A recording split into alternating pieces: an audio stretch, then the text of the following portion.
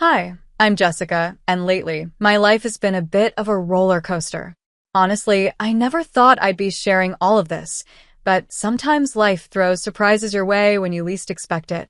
I'm 31, and I work as a marketing executive. Up until recently, I thought I had everything pretty much under control. I married my college sweetheart, Noah, just over a year ago. We were on top of the world, and life seemed perfect. Not long after we got married, we found out I was pregnant. It was our little secret, and we were over the moon with happiness. I remember one evening when I just couldn't hold it in any longer. I turned to Noah and said, "Can you believe it? We're going to be parents." I could barely keep my excitement in check. Noah pulled me into a big hug, his eyes shining with joy. "I know, Jessica. It's amazing. But let's keep it quiet for now. At least until after the first trimester," he said gently, reminding me of the need to be cautious. I nodded, understanding, but keeping such a huge secret was harder than I'd imagined. The excitement was bubbling inside me, especially when we were around Noah's family. Oh, Noah's family. Let me give you a little picture of them. There's Lisa, my mother-in-law, who still believes her son needs constant care and mothering, even though he's an adult and married now. Then there's Terry, Noah's dad, who is about as involved in family matters as the armchair he sits in. And then there are Noah's siblings. His sister, Janet, looks at me like I somehow stole her most prized possession, and his brother, Brian, barely acknowledges my existence. Let's just say family gatherings are always an interesting experience. Take last Sunday's lunch, for example. We were all sitting down to eat when Lisa looked over at Noah and said, "Noah, honey, your shirt is wrinkled. Jessica, don't you know how to use an iron?" Her tone was sharp enough to cut through glass. I felt irritation rise in me, but I managed to keep my cool. "I'll make sure to double-check next time, Lisa," I replied, forcing a smile, even though my patience was running thin. Then Janet, always eager to jump in, added her 2 cents, smirking as she said, "Oh, Jessica, don't stress. Not everyone is cut out for homemaking." I could feel my blood pressure rise, but I refused to give her the satisfaction of reacting. I kept my smile steady, though I was definitely fuming on the inside. Later, when I finally got a moment to myself, I called my best friend, Olivia, to vent. "If Lisa makes one more comment about my housekeeping skills, I swear, I'm going to lose it," I said, pouring out my frustration. Olivia listened patiently, offering a mix of sympathy and laughter that helped me feel a little better. It's amazing what a good friend can do, even on the toughest days. So here I am, managing work, a new marriage, a big family, and now the news of a baby on the way. Life is definitely a whirlwind, but I'm learning to take it one day at a time, keeping my focus on the things that truly matter. I groaned into the phone as I told Olivia everything. She laughed on the other end, saying, "Girl, you married Noah, not his mother. You need to tell her to back off." I sighed, wishing it was that easy. "Noah hates conflict, and I don't want to start any family drama," I said. But honestly, sometimes it feels like I'm drowning in all their expectations. Olivia, always the practical one, said, "You've got to stand up for yourself, Jessica. Especially now, with a baby on the way." She was right, of course. But the thought of confronting Lisa and the rest of the family made my stomach turn. Or maybe it was just the morning sickness adding to my stress. Either way, I knew things couldn't go on like this forever. As the weeks went by, it became harder and harder to keep the pregnancy a secret. One night, as Noah and I lay in bed, he turned to me with a mix of excitement and nervousness in his eyes. "Jessica, I think it's time. Let's tell them about the baby at the family dinner next week," he said. He was looking at me, waiting for my reaction. I hesitated. Part of me wanted to keep our happy news to ourselves, away from Lisa's constant criticism and Janet's obvious jealousy. But I knew we couldn't keep this hidden forever. "Okay," I agreed, trying to sound braver than I felt. "Let's do it." Still, I couldn't shake the feeling that this announcement would change everything, for better or worse. I just didn't know how big of a change was coming. The day of the family dinner arrived, and I was a nervous wreck. I had spent hours cooking, hoping that maybe, just maybe, this time Lisa would be impressed. But that was wishful thinking. As soon as we sat down, Lisa commented, "Jessica, dear, the roast is a bit dry. Did you forget to baste it?" Her voice was syrupy sweet, but I could hear the criticism behind it. Forcing a smile, I replied, "I'll remember that for next time." But she wasn't done. "And that dress, is it new? It seems a bit tight, don't you think?" Her eyes lingered on my waist, clearly noticing the subtle changes in my body. I was about to respond when Noah cleared his throat. "Actually, Mom, we have some news," he said. This was it. I took a deep breath, giving him a small nod. "Jessica and I are having a baby," he announced, smiling. For a moment, the room fell silent. Then it erupted. "Oh, sweetie, that's wonderful," said Terry, Noah's dad, with a rare smile. Brian, Noah's brother, muttered a half-hearted congrats. Janet's face twisted with what I could only describe as jealousy. But it was Lisa's reaction that truly shocked me. "Are you sure, Noah?" she asked, her tone skeptical. "How do you know she's not lying?" I couldn't believe what I was hearing. "Excuse me?" I said, my voice barely a whisper. Lisa continued, narrowing her eyes at me. "It just seems like convenient timing, doesn't it? Just as Noah's career is taking off." Noah looked genuinely confused. "What are you talking about, Mom?" he asked. Janet, always quick to add fuel to the fire, chimed in. "Remember, Jessica used to be so strict about birth control. Funny how things change, huh?" I felt my heart drop.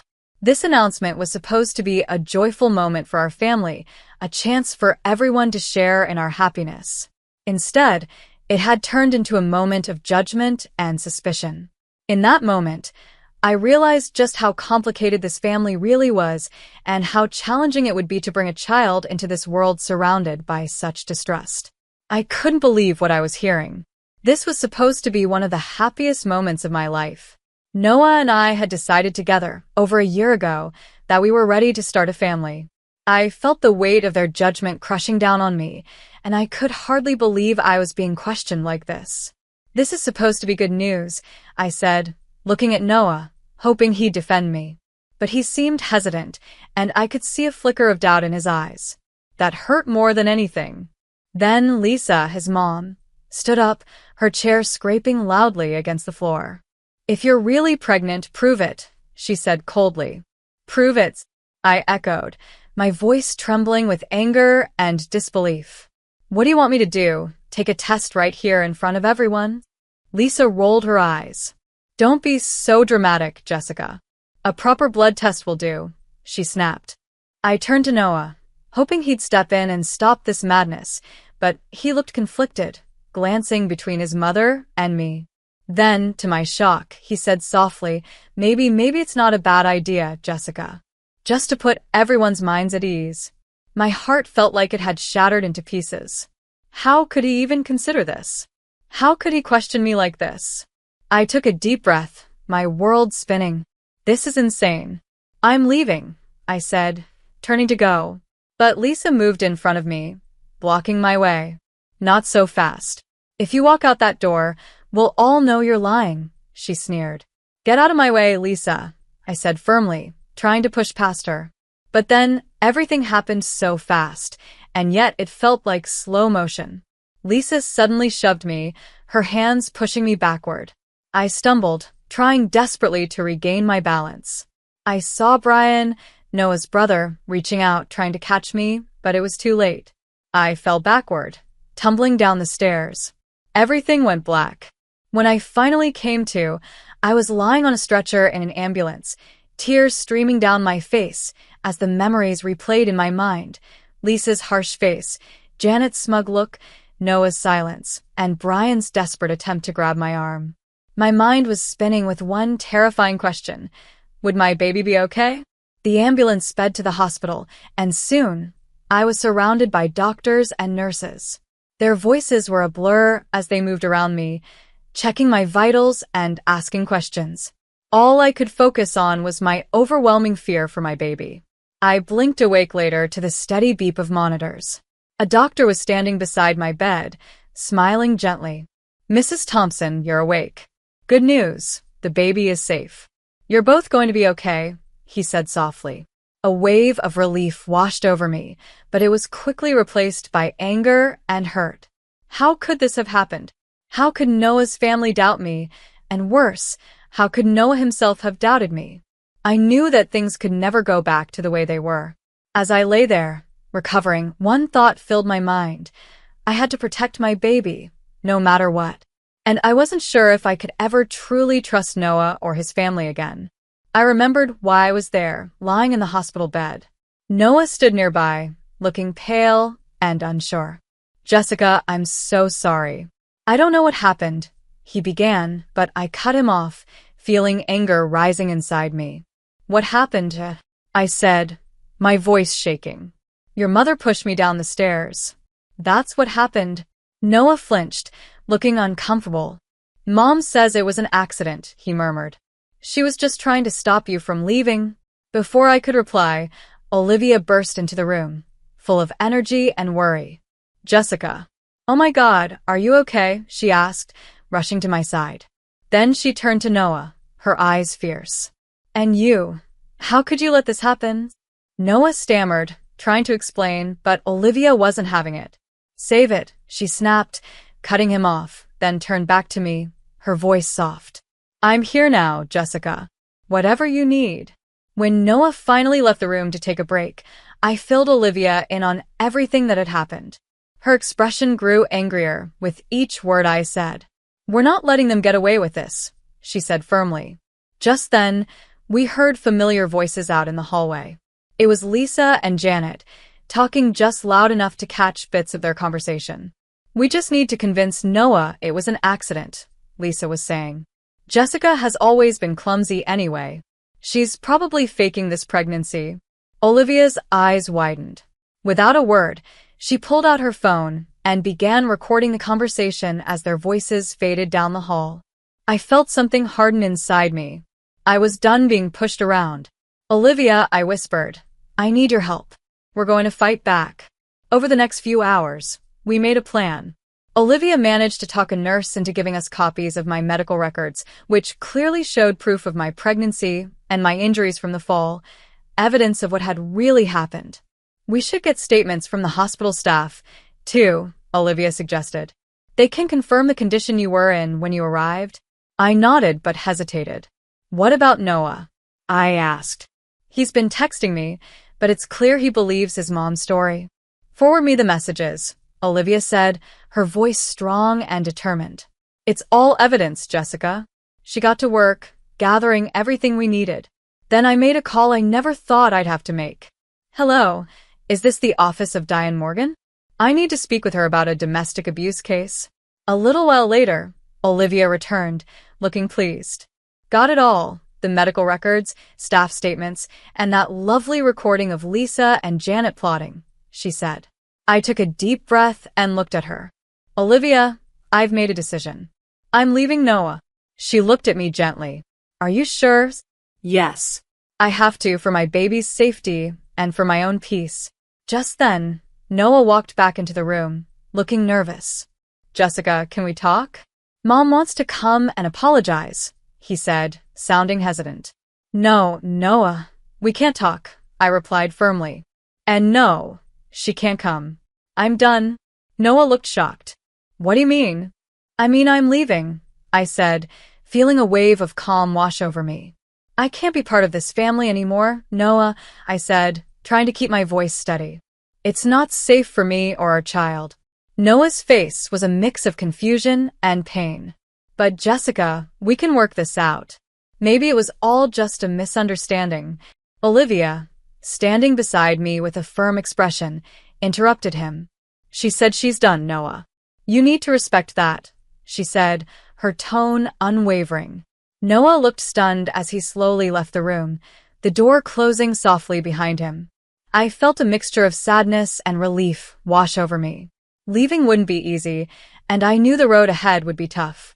But for the first time in days, I felt a small spark of hope. Turning to Olivia, I whispered, "What now?" She gave me a determined smile. "Now we get you somewhere safe, and then we make sure they face the consequences." Months passed, and I was now 6 months pregnant, living with Olivia in her cozy apartment. My baby bump was obvious, a constant reminder of why I was fighting so hard to stay strong and keep moving forward. One morning, as I was waddling around the apartment, Olivia handed me a glass of water. "Ready for court today?" she asked. I nodded, feeling both nervous and determined. As ready as I'll ever be.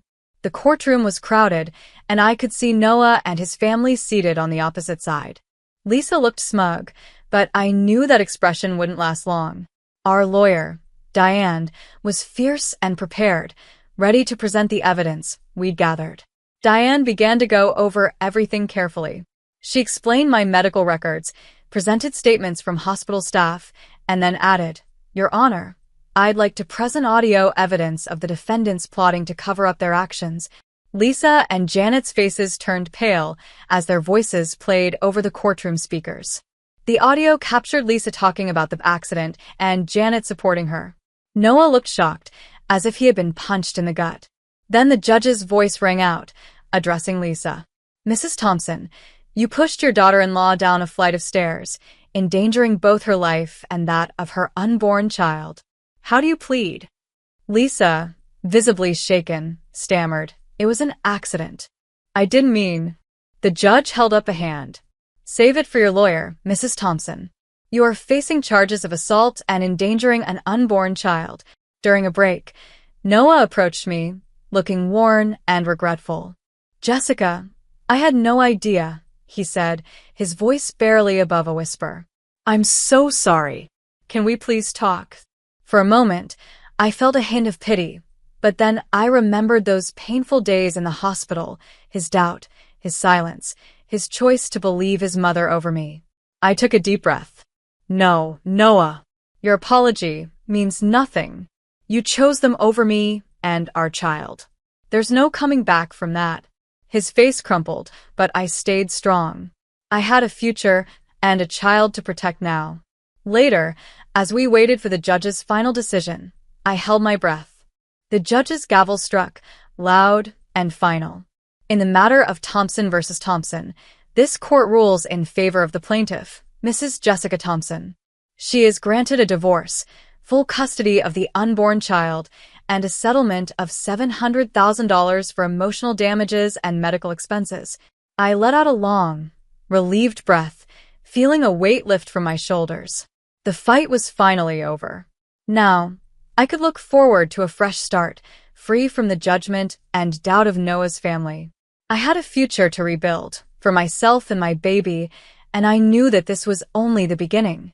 I hadn't realized I was holding my breath until it was finally over. We had won. Now, 3 years later, I'm standing in my living room, blowing up balloons for my daughter Lily's 3rd birthday.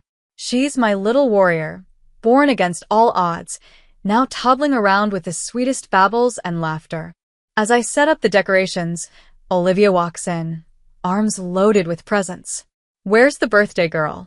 "Annie Olivia's got some goodies," she says with a big grin. Lily squeals with joy and hurries over to her, clapping her tiny hands in excitement. Watching Lily's delight, I can't help but think about how much has changed since those hard days. Today, I'm running my own small marketing business. I've turned my pain and past struggles into a mission to help others who have gone through hard times, too. Through my work, I help other survivors share their stories and find strength in speaking up. It's rewarding to know that my own journey can make a difference. Lisa, Noah's mother, is serving her sentence now. It turns out that pushing a pregnant woman down the stairs has real consequences in the eyes of the law. Justice was served, and I found my peace, moving forward without the fear and negativity she brought into my life.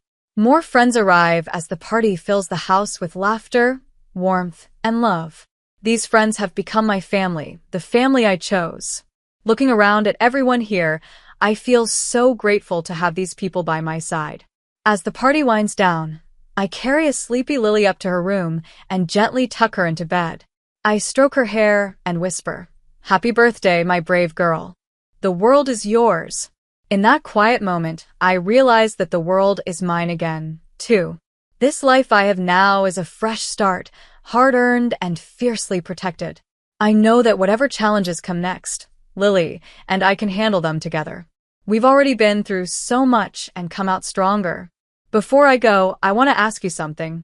If you had been in my shoes, would you have given Noah a second chance? Was I too harsh when I turned down his apology, or was I right to protect myself and my daughter from future harm? It's not an easy situation, and everyone may feel differently. What would you have done? Share your thoughts below. Your perspective might just help someone facing a similar choice. And if you found this story meaningful, please consider giving it a thumbs up. It helps others find these stories and learn from real-life experiences. And if you'd like to hear more, don't forget to subscribe. Your support means everything as we keep sharing stories that matter. Thank you for being part of this journey with us.